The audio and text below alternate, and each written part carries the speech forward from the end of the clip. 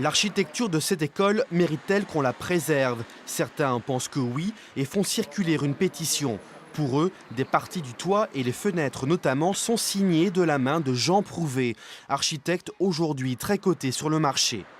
Mais depuis que la commune a ce projet de raser et de reconstruire l'école, personne n'a estimé qu'il fallait protéger les lieux. Il y a eu un certain nombre d'expertises faites ou d'ailleurs dont il est fait état dans cette pétition, qui disent bon, effectivement, c'est pas du pur prouvé. L'école a été construite par un autre architecte. Les éléments que l'on attribue à Jean Prouvé ne portent en fait pas directement la main du maître.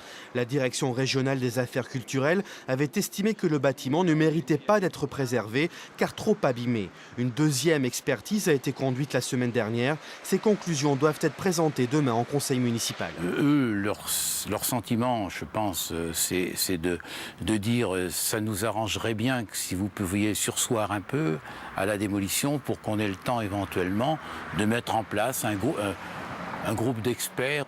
Des éléments architecturaux devaient être récupérés par un galeriste parisien pour être revendus.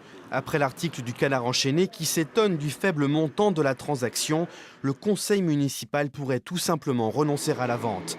La DRAC pourrait alors récupérer les éléments qui demeurent néanmoins le témoignage de l'architecture du milieu des années 50.